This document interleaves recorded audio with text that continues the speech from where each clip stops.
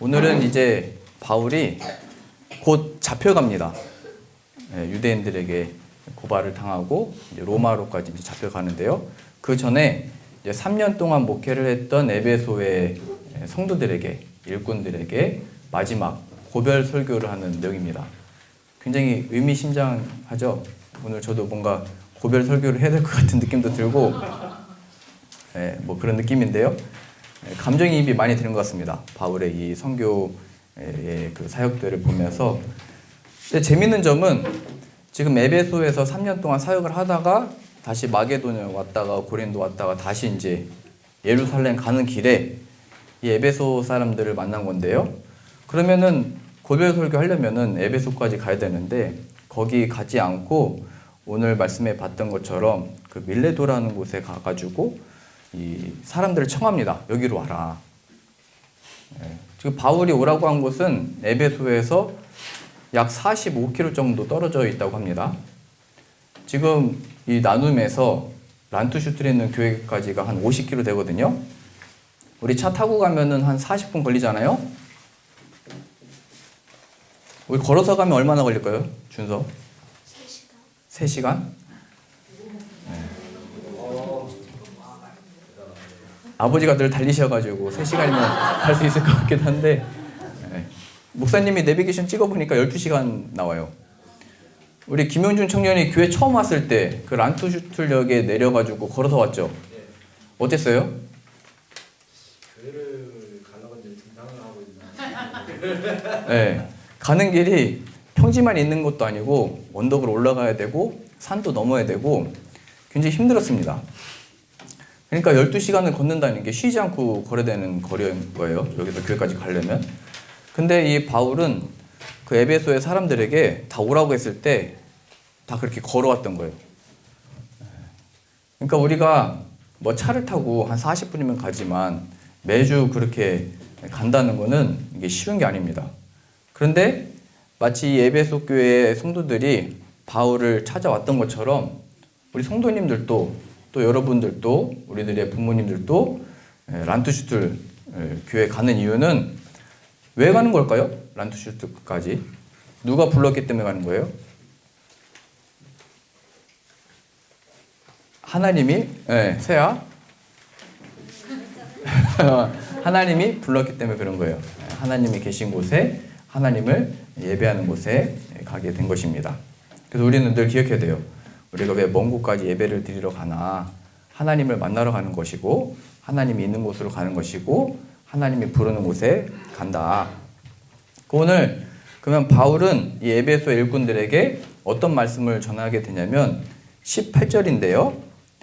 오매 그들에게 말하되 아시아에 들어온 첫날부터 지금까지 내가 항상 여러분 가운데서 어떻게 행하였는지를 여러분도 아는 바니. 그리고 이제 35절에는요 이렇게 표현되어 있습니다. 범사에 여러분에게 모본을 보여준 바와 같이 수고하라. 그러니까 바울이 고별 설교하면서 했던 그 말씀의 내용은 내가 지금까지 어떻게 했는지 너희가 다 안다. 내가 너희들에게 모본을 보였다. 그러니까 너희도 내가 한 것처럼 해라. 그러니까 바울이 구체적으로 어떻게 했는지 다 설명도 하지만 그가 가르쳤던 그 내용들은 바울이 한 모습을 보면서 배웠던 것이고 바울이 본 그 모습을 또 본받아 섬기도록 또 이렇게 사역을 하도록 한 것입니다. 그러니까 우리 아이들이 배울 때 우리 부모님들이 여러분들에게 야채를 먹으라고 하죠. 근데 우리 부모님들이 지상이 어머니가 야채를 안 드시면서 지상이한테 야채 많이 먹어 이렇게 하면 먹어요, 안 먹어요? 안 먹죠. 근데 지상이 부모님이 야채를 많이 드시면서 지상아 야채도 많이 먹으면 먹어요, 안 먹어요? 어차피 안 먹어요. 그래도 우리 부모님들이 모범을 보이면서 이렇게 말을 해야 되는 거예요. 왜냐면은 그게 이제 기억에 남기 때문에 그래요. 우리 부모님들도 맨날 그 뭐 휴대폰하고 게임하면서 준서야 게임하지 말아라, 지원아 게임하지 말아라 이렇게 하면 안 되겠죠. 그러니까 스스로도 이 말씀을 지켜 행하면서 하나님을 사랑하면서 사랑해라. 이렇게 해야 되는 거예요. 저도 그 어렸을 때 아버지가 목사님이셔가지고 말씀을 잘 들었거든요. 맨 이렇게 정현이처럼 앞자리에 앉아가지고 똑바로 이렇게 목사님의 말씀을, 아버지의 말씀을 들었는데, 근데 어느 날 신학교 때 그 갔는데 목사님한테 물어봤어요. 제일 기억에 남는 설교가 뭐냐고. 그런데 목사님 생각에 무슨 말씀을 들었는지 잘 기억이 안 나. 그 어떤 말씀을 또 말해야 될지 잘 모르겠고. 그래서 어떤 느낌이 남았는데 그게 뭐냐면, 아버지께서 이 성도들을 사랑하는 마음으로 목회를 하셨고 설교를 하셨구나. 사랑하라고 하셨다. 그게 이제 떠올랐어요. 그러니까 말로만 이렇게 사랑해라 한 게 아니고 정말로 그렇게 목회하시면서 그런 또 설교를 한 게 기억에 남았는데요. 또 더 기억에 남는 게 매주 말씀을 들은 것보다 뭐가 기억에 남냐면 목사님 그 어머니하고 그 신방을 갔던 게 기억이 나거든요. 목사님이 있었던 교회는 산 위에 교회가 있었는데 성도님들의 집이 다 그 산 밑으로 다 보였어요. 그래서 목사님한테 어머니가 전을 부쳤는데 저 집에 갖다 줘라 하면은 목사님이 그때 어렸을 때 준서만 했을 때 그 전을 들고 뭐 동그랑땡 들고 소세지 구운 거 들고 거기까지 가서 막 주고 이렇게 오고 그랬어. 근데 어느 날은 목사님의 어머니가 신방을 같이 가재. 그래가지고 신방 가는데 시골길이 어떠냐면은 여러 이제 방해물이 많거든요. 장애물이. 시골이 뭔지 알아요? 네. 장애물이 많은데 뭐 어떤 장애물이 있냐면 가다가 논길도 가야 되고 가다가 여러 일들이 일어나는데 논길을 가다가 뱀이 그 논길에 있는 거예요. 논길이 얼마나냐면 길이 한 이만큼 되거든요. 그럼 이 길이 다른 길로 갈 수 없는데 거기에 뱀이 있으면 어떻게 돼요? 네? 방법이 있어요? 목사님 학교 다닐 때는 뱀을 만났을 때 어떻게 되는지를 배웠거든요. 왜냐면 산에 있기 때문에 피할 방법이 뱀이 따라오면 지그재그로 뛰어가는 거예요. 그러면 뱀이 어지러워서 못 따라온대. 그냥 앞뒤로 막 달려가면 안 되고 지그재그로 이렇게 뛰어가면.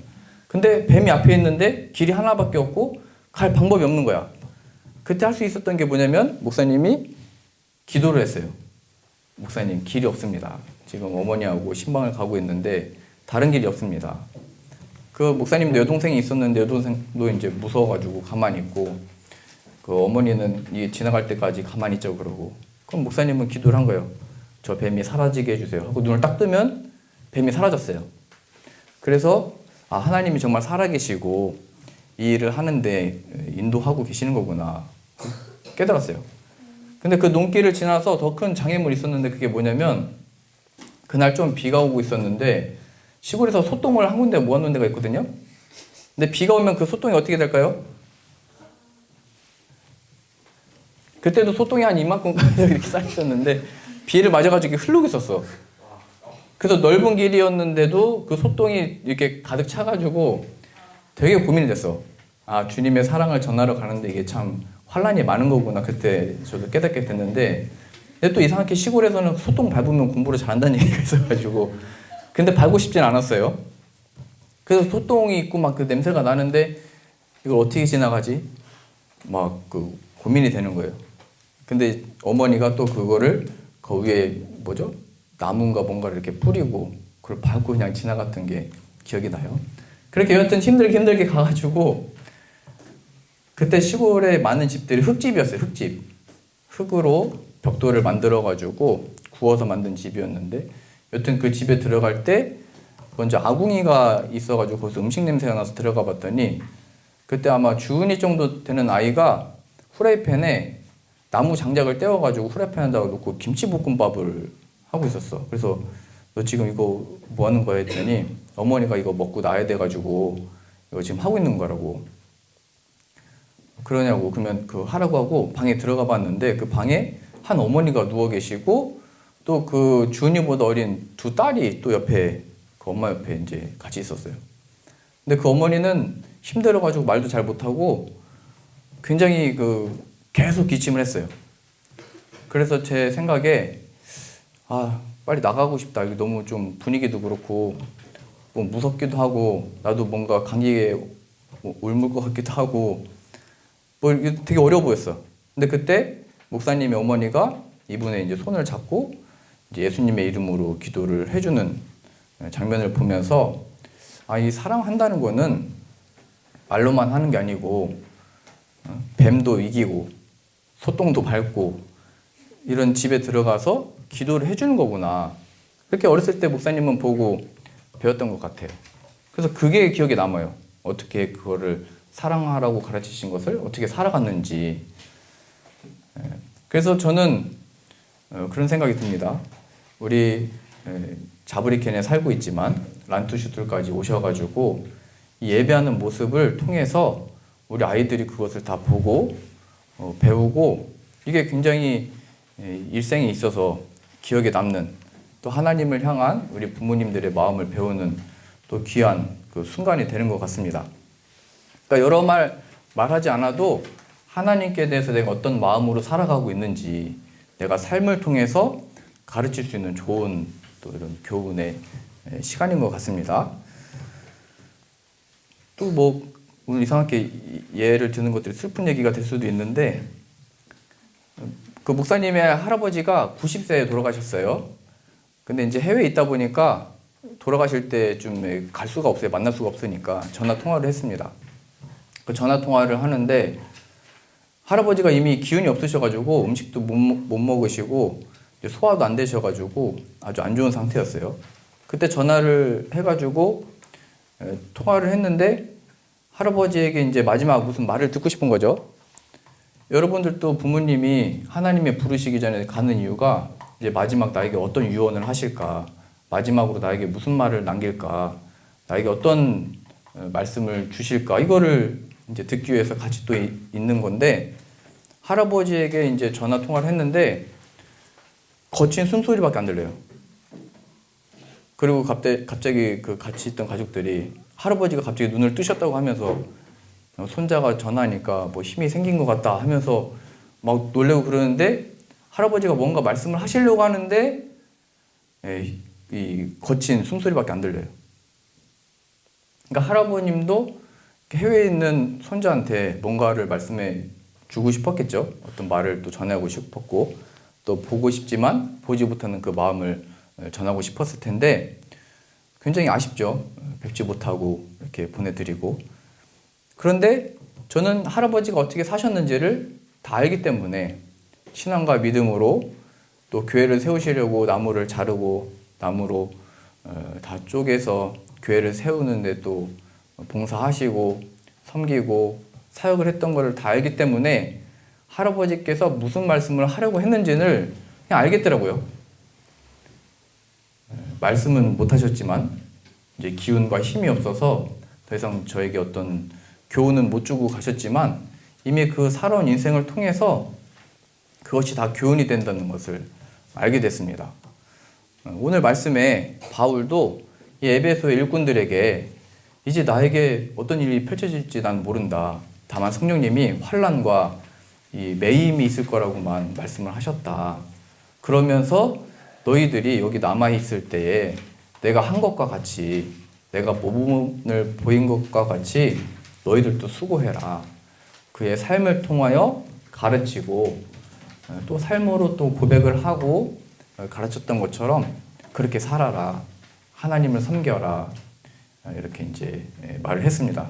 그것처럼 우리들도 신앙과 믿음에 있어서 하나님의 말씀을 또 믿음으로 또 섬김으로 또 사랑함으로 말로만이 아니고 정말로 그렇게 살아갈 수 있는 저 여러분들 다 되실 수 있기를 소망합니다. 우리가 자녀들에게 줄 수 있는 가장 좋은 것은 우리가 하나님을 바라보고 또 예수님을 의지하는 것, 또 성령님을 따라가는 것입니다. 그래서 우리는 여기서 모일 수도 있고 오늘 여기서 예배드리자고 목사님 얘기했지만 그거는 목사님이 말했기 때문이 아니고 여기서 예수님을 예배할 수 있다는 것을 배우는 것이고 예수님이 우리를 부르셨기 때문이고 또 예수님이 또 부르시면 또 어디든지 가서 또 예배할 수 있습니다. 우리 또 지금 예배 마치고 밥 먹고 공원 갈 건데 공원에서 또 예수님이 예배드리라면 또 예배드릴 수 있는 거예요. 또 예배 마치고 또 집에 가서 또 예배드리라면 또 예배드릴 수 있는 거고 계속 예배드릴 수 있어요. 그러니까 늘 예수님을 따라가고 우리의 삶의 이유와 목적이 바로 이 예수님을 배우고 알고 전하는 것이라는 것을 기억해서 우리가 말로만이 아니고 삶으로 정말 예수님을 예배하고 사랑하게 되는 저 여러분들 다 되실 수 있기를 소망합니다. 기도하겠습니다. 하나님, 이제 바울이 마지막 설교를 하면서 하고 싶었던 많은 이야기들이 있었겠지만 내가 지금까지 어떻게 했는지 너희들이 다 안다. 내가 모본을 또 보여왔다. 그러니 너희들도 수고해라 얘기했던 것처럼 우리들도 말로만이 아니라 우리에게 주신 이 말씀을 붙들고 순종함으로 또 행함으로 살아가는 자 되게 하여 주옵소서. 우리에게 주어진 그 사랑과 은혜가 흘러가도록 그렇게 우리를 사용하여 주옵소서. 예수님의 이름으로 기도합니다. 아멘.